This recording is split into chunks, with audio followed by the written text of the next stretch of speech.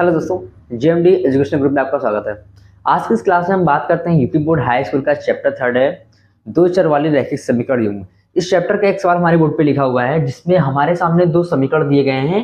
पहला समीकरण है x + y = 5, यानी कि x + y = 5, ये हमारा समीकरण नंबर 1 हो गया।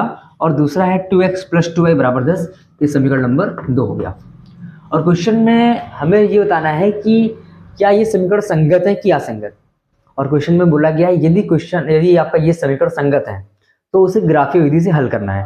यानी कि सबसे पहले हमें ये चेक करना है कि ये संगत होते हैं कि असंगत, और यदि ये संगत हैं तो संगत होने की स्थिति पे हमें इसे ग्राफीय विधि से हल करना है। तो चलिए हम अपनी क्लास को शुरू करते हैं।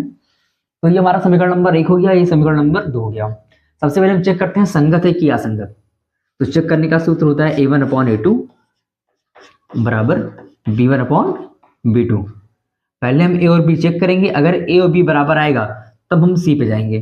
तो a1/a2 यानी a1 आपका हो गया 1, a2 आपका हो गया 2 बराबर b1 आपका हो गया 1 और b2 आपका हो गया 2 बराबर। देखिए ए और बी हमारा बराबर आ गया। अब हम जाएंगे c1/c2 पे। तो c1 आपका हो गया 5 और c2 आपका हो गया 10। अगर हम इसी 5 और 10 को बराबर के इस साइड लेकर आते हैं तो -5 और -10 हो जाएगा। तो ऐसी स्थिति में माइनस से माइनस हमारा घट जाएगा, यानी 5 का नंबर 5 और 5 दूनी 10, 1/2 बराबर 1/2 बराबर 1/2। यानी कि दोनों समीकरण हमारा जो है इस फार्मूले से सिद्ध हो चुका है कि इसके संगत है, यह समीकरण हमारा संगत है। और क्वेश्चन में बोला गया है यदि समीकरण हमारे संगत आते हैं तो हमें उसे जो है ग्राफीय विधि से हल करना है। और ग्राफीय विधि से हल करने के लिए हमें समीकरण से हमें बिंदु का ज्ञान निकालना होता है, बिंदु ज्ञात करना होता है। तो समीकरण नंबर 1 और समीकरण नंबर 2 दोनों समीकरणों से हमें बिंदु ज्ञात करना है। तो बिंदु ज्ञात करने के लिए ये हमारा हो गया x, ये हमारा हो गया y।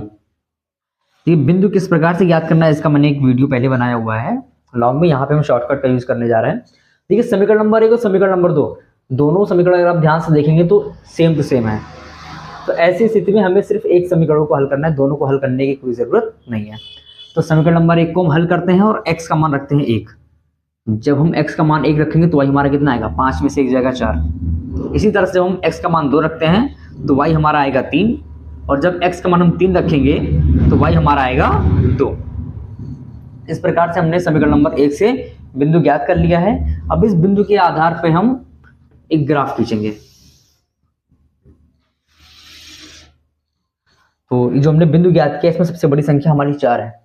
तो हमें ग्राफ में 5 तक की संख्या को लेना है। ये हमारा हो गया 0, 1, 2, 3, 4, 5। ये हमारा हो गया x अक्ष, ये हमारा हो गया x डैश, यानी कि -1, -2, -3, -4 और -5। ये हमारा हो गया y डैश, यानी कि -1, -2, -3, -4 और -5। ये हमारा हो गया 1, 2, 3, 4 और 5, और ये हमारा हो गया y अक्ष। अब इस प्रकार से हम जो हमारा बिंदु आया उसको हम ग्राफ पे रखेंगे, यानी x का मान 1 है, y का मान 4। x का मान आपका 1 हो गया और y का मान आपका 4 हो गया। दूसरा x का मान 2 है, y का मान 3 है। x का मान 2 हो गया, y का मान 3 हो गया। और तीसरा कह रहा है x का मान 3 है, y का मान 2 है। x का मान 3 हो गया, y का मान 2 हो गया। इस प्रकार से हम एक रेखा खींचेंगे जो तीनों बिंदुओं से होकर गुजरेगी, और इस प्रकार से हमारा ये ग्राफीय विधि से हल हो गया है। x + y = 5 समीकरण नंबर 1। इस प्रकार से हमने ग्राफीय विधि से इस क्वेश्चन को हल कर दिया है।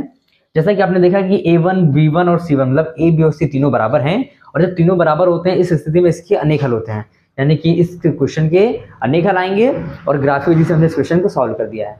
और आशा करते हैं आपको क्वेश्चन समझ में आया होगा। और ऐसे ही और भी क्वेश्चन आपके बुक में दिए गए हैं, आप उस बुक से क्वेश्चन को सॉल्व कीजिए, और जिस क्वेश्चन में आपको डाउट आता है आप कमेंट सेक्शन से मुझसे पूछ सकते हैं। Thank you.